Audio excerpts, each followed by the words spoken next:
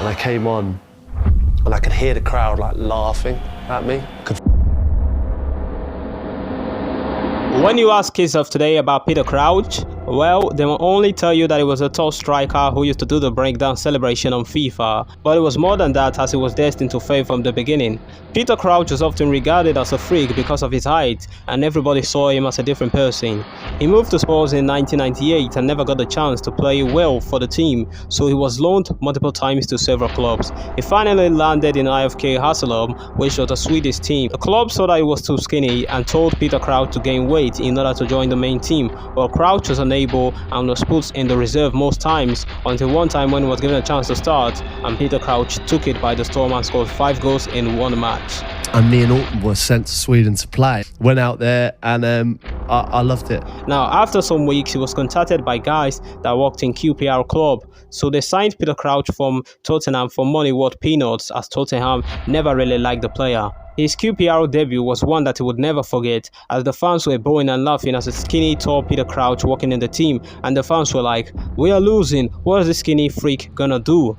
Now, the only way Peter Crouch was gonna gain the love of the fans was if he became 2 times as good as anybody on the pitch. Called a Crouch again! By the end of the season, Crouch has already impressed the fans, and he scored 12 goals and was named the team's best player. The fans gained the trust of Peter Crouch, but Crouch already gained the trust of another club, which is called Portsmouth. Portsmouth was headed by Harry Redknapp, and he always wanted Peter Crouch, so he bought him, and Crouch started in Portsmouth always. His time at Portsmouth wasn't that bad because he scored goals, but Crouch moved to Aston Villa would made him rethink whether he wanted to be playing at this club or returning back to a previous club. So Crouch was loaned 2 more times, and Peter Crouch ended up in Southampton in 2004. The club was facing issues and could not get the ball in the back of the net. It was almost like a crisis among everyone else. Yet, the club continued to struggle, and Peter Crouch wasn't the striker in the club's main attack. Now, Harry Redknapp, who was his former manager at Portsmouth, surprisingly joined Southampton and said, "Why isn't Crouch starting?" When Crouch was finally a starter for the club had already gone deep in the battle for relegation, yet Peter Crouch's goals were important as they gave the fans the hope that they were not going to be relegated. His goals against Liverpool, also a spectacular goal against Arsenal and Middlesbrough, were some of the goals which made the mission seem possible.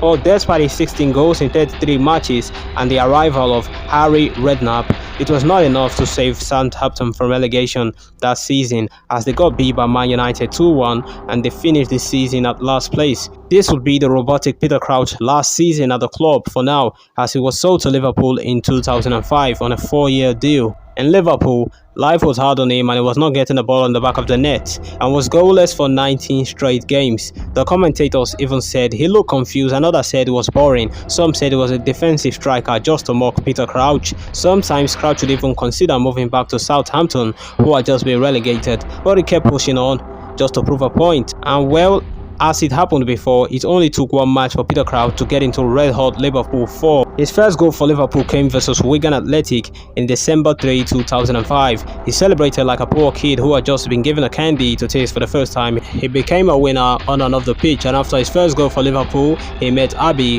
who was a beautiful model, and today both are couples and have been married since 2011. And they have kids together because of just Crouch's goal. In a bar? Yeah. It was actually that night. Just after I got my first goal. You asked me for my number when I was going to the loo, and then... Yeah, but you came over to me, which was something that...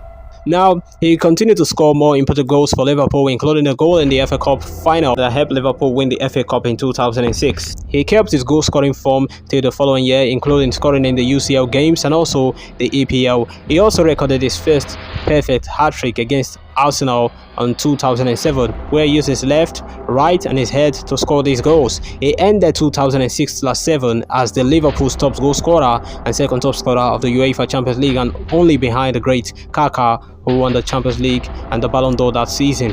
It was the season that Crouch has dreamt of, and Crouch moved to several clubs after this, and nevertheless he kept his celebration and his goal scoring known in EPL and almost every time it mattered. With an almost criminally underrated career for a tall man, he was able to achieve several feats, like the only person to have the most headed goals in the EPL, scoring a perfect hat-trick, having a better strike rate than Wayne Rooney, Shearer and many other great strikers in England national team. Yet the England fans contemplated on his place in the team every time he was called up, but Crouch was always ready to prove them wrong, and he scored 22 goals in 42 games for England.